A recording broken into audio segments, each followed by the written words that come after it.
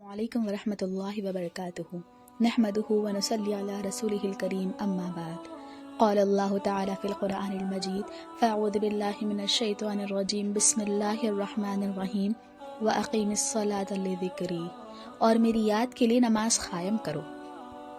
موضوع ہے صلاۃ، نماز۔ نماز دین اسلام کا سب سے بڑا رکن ہے۔ ایمان کے بعد نماز تمام فرائض پر مقدم ہے۔ ارشاد باری تعالی ہے ھدی للمتقین الذین یؤمنون بالغیب ویقیمون الصلاۃ، ہدایت ہے ان پرہیزگاروں کے لیے جو اللہ پر ایمان لاتے ہیں اور نماز قائم کرتے ہیں۔ اس آیت مبارکہ میں ایمان کے فوری بعد نماز کا ذکر کیا گیا ہے۔ دین اسلام کی اس ستون کی آخر کیوں کر اس قدر اہمیت ہے، آئیے جانتے ہیں۔ کلمہ طیبہ کی شہادت دے کر اللہ اور رسول صلی اللہ علیہ وسلم پر ایمان لا کر ہم یہ اقرار اور عہد کرتے ہیں کہ اللہ ہی ہمارا الہ و معبود ہے، لہٰذا ہم اسی کی عبادت و بندگی کریں گے، اور حضرت محمد صلی اللہ علیہ وسلم اس کے رسول ہیں، لہٰذا ہم ان کی لائی ہوئی شریعت پر چلیں گے اور ان کے احکام کو مانیں گے۔ گویا کہ ایمان لا کر ہم نے اپنے متعلق طے کر لیا ہے کہ اب ہماری ساری زندگی اللہ کے احکام کے ماتحت اور حضرت محمد صلی اللہ علیہ وسلم کی لائی ہوئی شریعت کے مطابق گزرے گی انشاءاللہ۔ لہٰذا عملاً اس طرح کی زندگی گزارنے کے لیے ہمارے لیے ضروری ہے کہ ہمارے سامنے بار بار اس ایمانی معاہدے کی تجدید اور یاد دہانی ہوتی رہے۔ اللہ تعالیٰ کی عظمت و کبریائی اور ان کی شان جلال و جمال کا تصور بھی ہمارے لیے تازہ ہوتا رہے، تاکہ اس کے ذریعے سے اللہ تعالیٰ کی محبت اور اس کے خوف و خشیت کے وہ اعلیٰ جذبات پیدا ہوتے اور نشو و نما پاتے رہیں جو ہم کو اللہ تعالیٰ کی کامل اطاعت اور رضا جوئی کے لیے بے چین کرتے رہیں۔ 5 وقتہ نمازیں دراصل بندہ مومن کے لیے اسی ایمانی معاہدے کی تجدید اور یاد دہانی ہے۔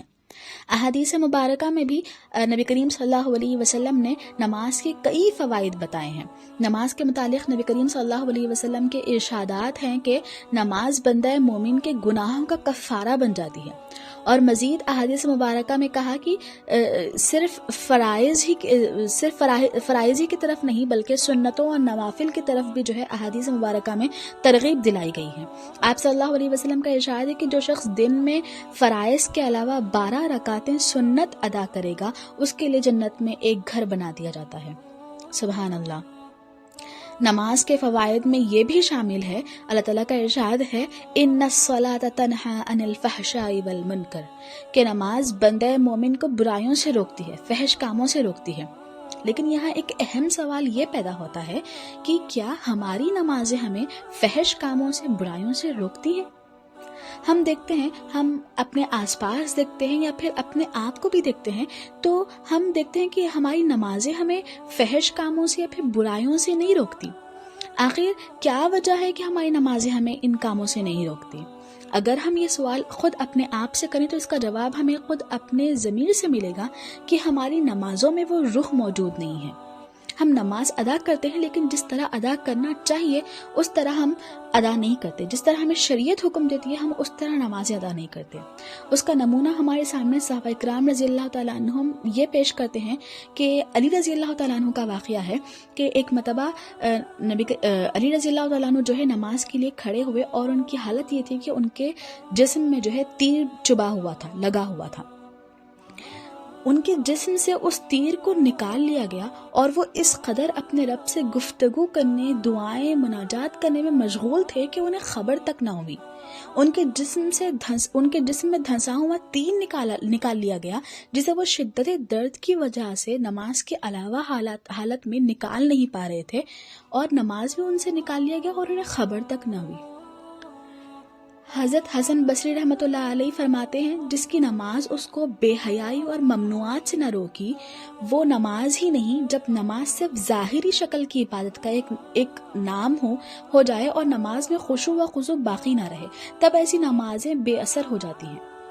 جو نمازیں صرف فرض ادا کرنے کے نام پر بنا خشوع و خضوع کے ادا کی جاتی ہیں وہ نمازیں ہمیں فائدہ نہیں پہنچا سکتی۔ اللہ تعالیٰ کا ارشاد ہے قد افلح المؤمنون الذین هم فی صلاتهم خاشعون، یقیناً فلاح پائی ہے ایمان لانے والوں نے جو اپنی نماز میں خشوع و خضوع اختیار کرتے ہیں۔ نماز سے بندے کا تزکیہ ہوتا ہے، اخلاق میں نکھار پیدا ہوتا ہے، زندگی کے تمام معاملات سمجھ جاتے ہیں، صراط مستقیم اس کے آگے واضح ہوتی ہے اور اس پر چلنا اس کے لیے مزید آسان ہو جاتا ہے۔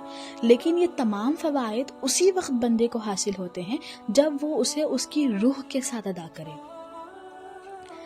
جہاں قرآن و حدیث میں نماز کی اس قدر اہمیت و فضیلت بتائی گئی ہے، اس کی حفاظت کرنے والوں کو کامیابی کے بشارتیں دی گئی ہیں، گناہوں کی بخشش اور روز قیامت نجات کا ذریعہ بتایا ہے، وہیں اس کے ترک کرنے والوں کے لیے سنگین سزائیں بھی بتائی ہیں۔